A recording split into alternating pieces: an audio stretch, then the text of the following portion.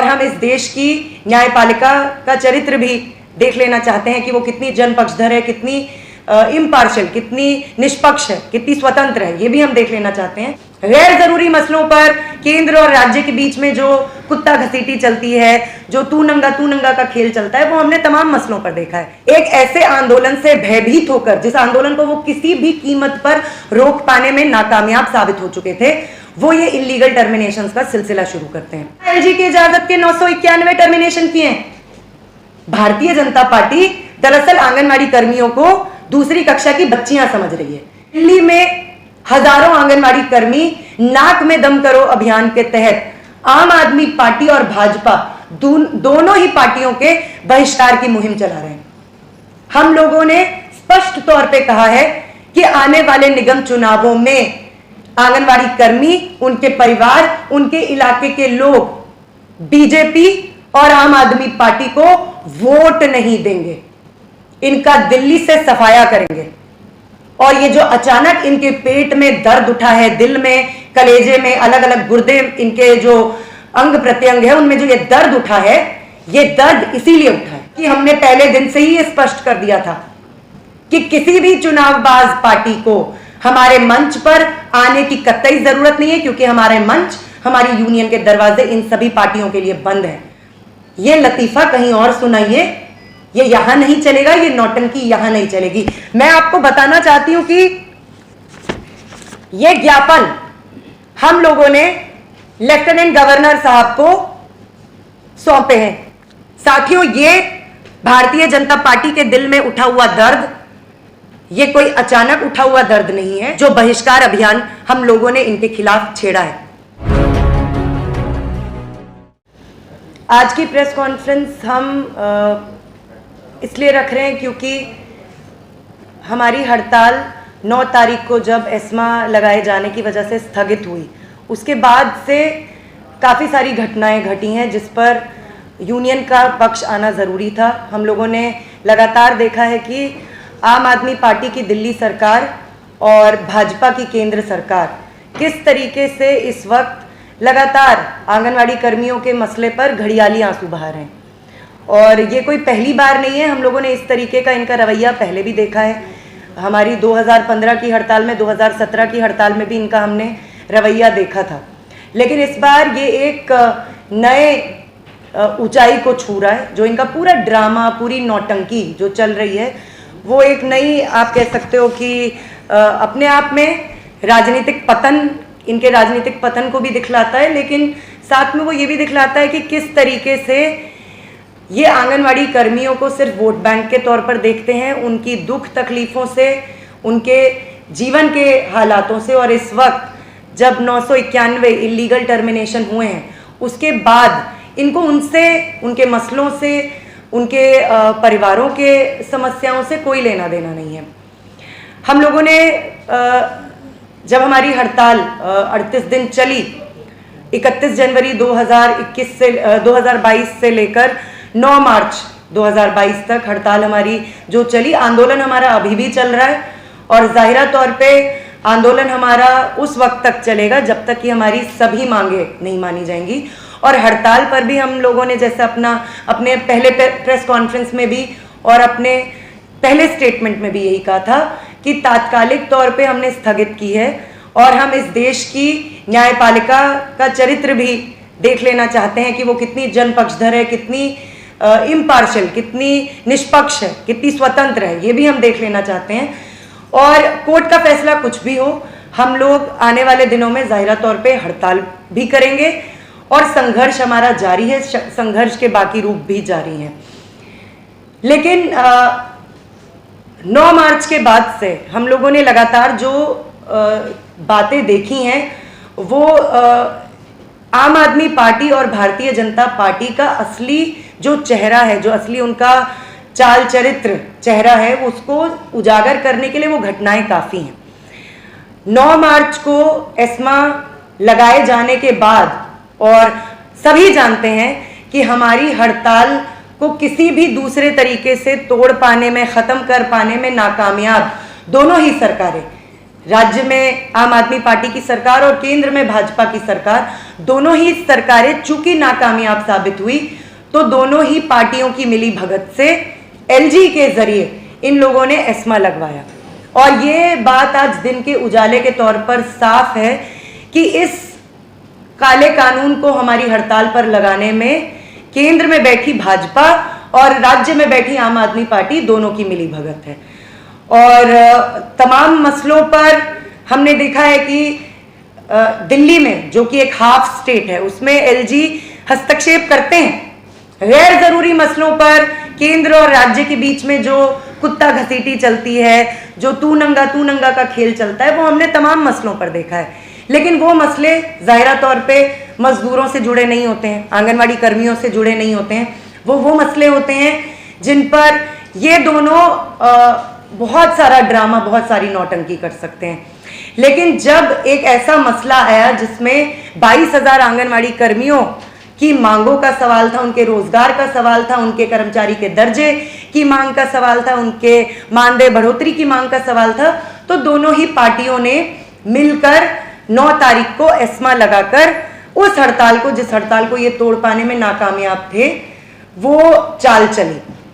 उसके बाद से हमने देखा कि आम आदमी पार्टी के जो नए मंत्री चुने गए, कैलाश गहलोत, वो लगातार जो है पूरा नाटक करने का काम, पूरा आप कह सकते हो आंगनवाड़ी कर्मियों को बरगलाने का काम करते हैं।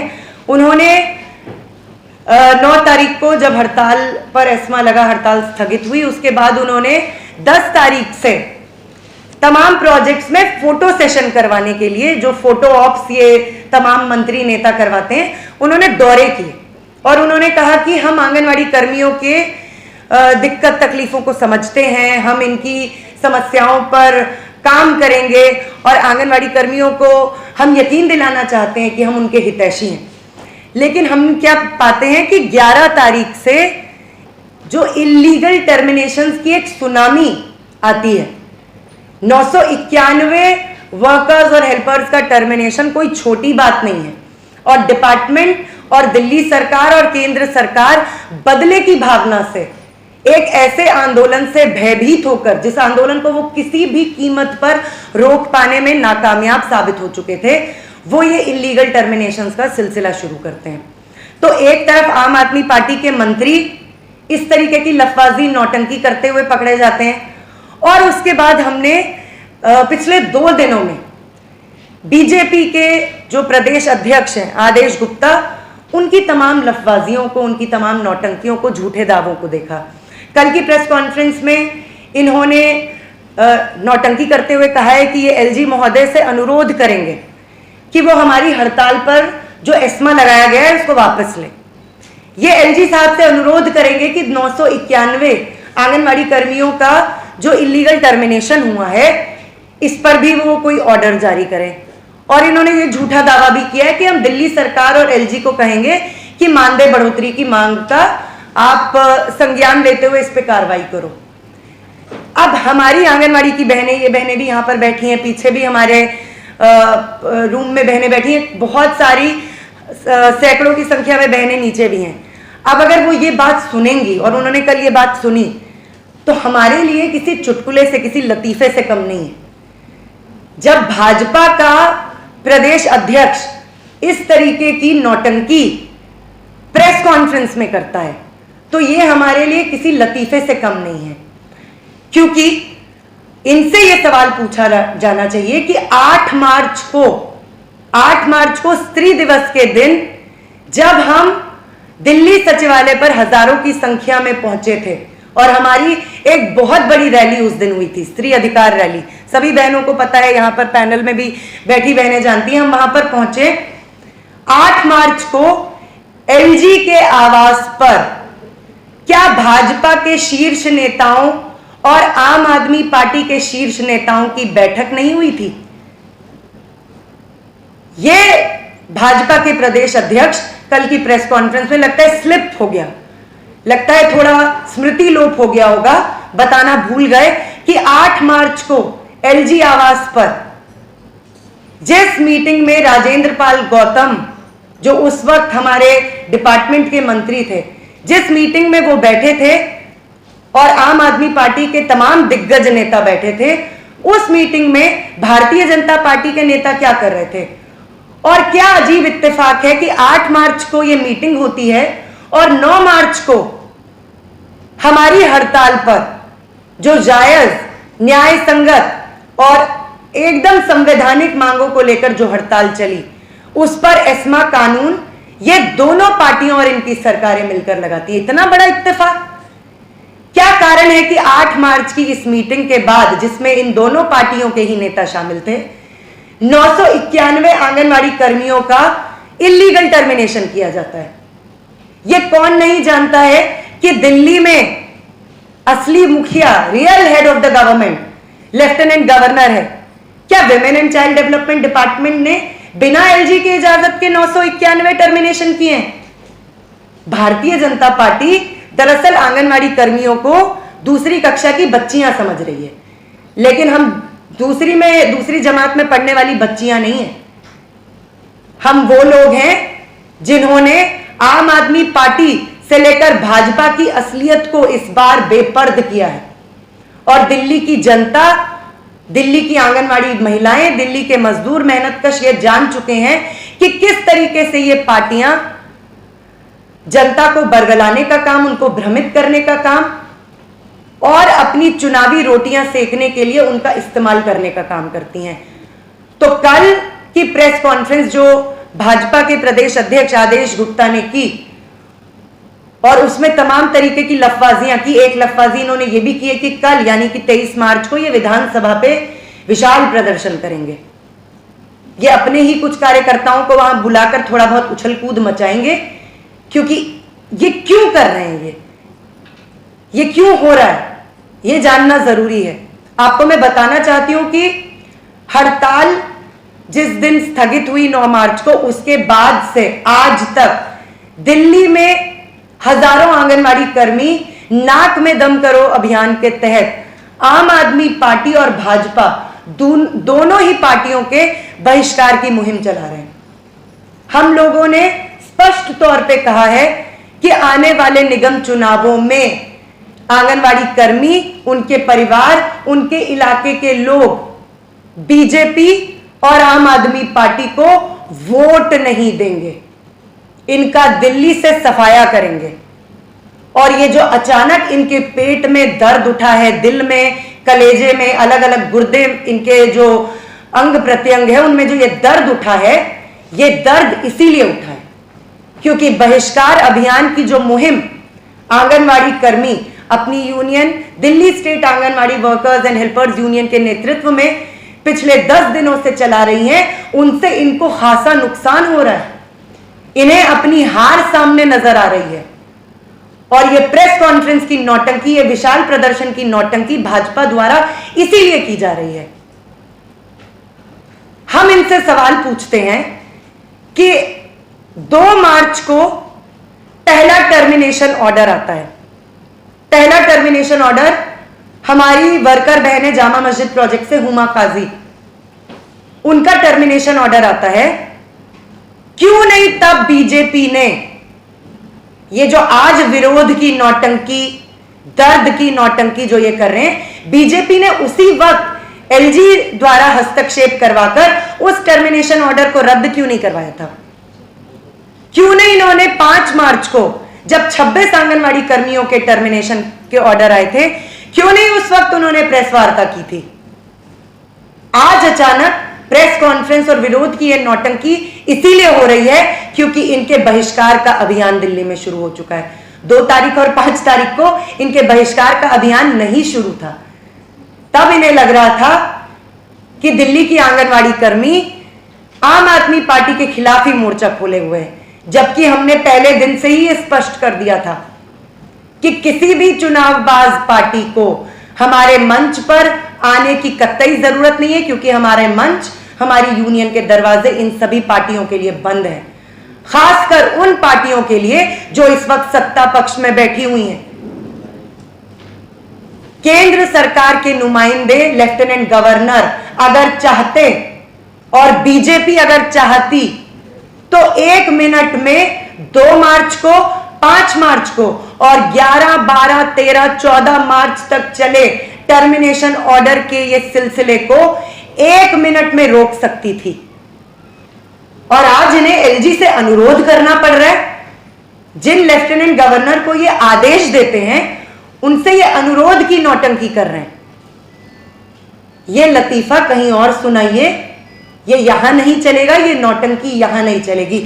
मैं आपको बताना चाहती हूं कि ये ज्ञापन हम लोगों ने लेफ्टिनेंट गवर्नर साहब को सौंपे हैं। ये रिमाइंडर्स, ये ज्ञापन हमने केंद्र सरकार के नुमाइंदे लेफ्टिनेंट गवर्नर अनिल बैजल को सौंपे हैं। 5 बार हमारा प्रतिनिधि मंडल उनसे मिलने की रिक्वेस्ट करता रह गया, लेकिन उन्होंने एक बार भी यूनियन के प्रतिनिधि मंडल को एंटरटेन नहीं किया। यहां बैठी हुई बहनें वहां जा चुकी हैं, लेकिन सिर्फ इंतजार करवा के और ये रिसीविंग देकर हमें लौटाया गया। क्या केंद्र सरकार के नुमाइंदे, क्या भाजपा की सरकार के नुमाइंदे लेफ्टिनेंट गवर्नर इन टर्मिनेशन ऑर्डर्स के बारे में नहीं जानते थे? ये तो लेफ्टिनेंट गवर्नर का वही ऑफिस है जिन्होंने 2016 में, जो नवलेंद्र कुमार सिंह ज्वाइंट डायरेक्टर रह चुके हैं, जिनके बारे में हमने लगातार बात की है पिछली प्रेस कॉन्फ्रेंस में भी, जिसके बारे में हमने चर्चा की थी। 2016 में इनके प्रेडेसेसर रह चुके लेफ्टिनेंट गवर्नर नजीब जंग ने इंटरवेंशन करके उसी नवलेंद्र कुमार सिंह को बर्खास्त किया था 5 करोड़ के ब्राइबरी, घूसखोरी के जुर्म में। आप एक जॉइंट डायरेक्टर को बर्खास्त कर सकते हैं, लेकिन आप इलीगल टर्मिनेशंस पर एक ऑर्डर नहीं दे सकते हैं। यही नहीं, हमारी यूनियन का प्रतिनिधि मंडल, 60 बहनों का एक प्रतिनिधि मंडल बीजेपी के प्रदेश अध्यक्ष आदेश गुप्ता से भी मिलने के लिए गया था, लेकिन क्या किया उन्होंने? एक सड़क किनारे डेलीगेशन को रुकवा दिया गया, 2 घंटे हमें इंतजार करवाया गया और उसके बाद भी हमारे डेलीगेशन से नहीं मिला गया। हम यही बात उस वक्त भी भारतीय जनता पार्टी को बताने के लिए गए थे कि आपकी सरकार के नुमाइंदे लेफ्टिनेंट गवर्नर क्यों नहीं इंटरवीन करके हड़ताल की मांगों के लिए और इलीगल टर्मिनेशंस के लिए यूनियन के प्रतिनिधि मंडल को बुला रहे, क्यों नहीं इस पर हस्तक्षेप करके वो सारे इलीगल टर्मिनेशंस को वापस ले रहे हैं। साथियों, ये भारतीय जनता पार्टी के दिल में उठा हुआ दर्द, ये कोई अचानक उठा हुआ दर्द नहीं है। इसका कारण है जो बहिष्कार अभियान हम लोगों ने इनके खिलाफ छेड़ा है। और ये दोनों ही पार्टियां, आम आदमी पार्टी, हमने आम आदमी पार्टी की नौटंकी को भी देखा है, जहां पंजाब में जाकर इन्होंने वहां की आंगनवाड़ी कर्मियों से मानदेय डबल करने की बात कही है। अभी तो ये आने वाले दिन बताएंगे कि पंजाब की आंगनवाड़ी कर्मियों के साथ भी ये किस किस्म की धोखाधड़ी करेगी ये पार्टी, क्योंकि दिल्ली की आंगनवाड़ी कर्मी पिछले 7 सालों से इनका रवैया यहां देख चुके हैं। और मैं आपको बताना चाहती हूं, जो नए मंत्री कैलाश गहलोत हैं, उनसे भी आपको पूछना चाहिए कि जो मानदेय बढ़ोतरी की घोषणा 24 फरवरी को की थी, उस मानदेय बढ़ोतरी का क्या हुआ? अभी तक भी दिसंबर से आंगनवाड़ी कर्मियों को उनका मानदेय नहीं मिला है। तो एक तरफ हम देख रहे हैं कि आम आदमी पार्टी और उनके मंत्री, उनके मुख्यमंत्री Delhi state anganwadi workers and helpers union से भयभीत होकर, उनकी हड़ताल से भयभीत होकर इस तरीके की हरकतें करें जिसमें उन्होंने एलजी के जरिए एस्मा लगवाया, और दूसरी तरफ केंद्र में बैठी भाजपा की सरकार और प्रदेश में भारतीय जनता पार्टी भी एलजी के जरिए हमारी हड़ताल को रोकने के लिए, इसे तोड़ने के लिए शामिल होते हैं इसी मिलीभगत में।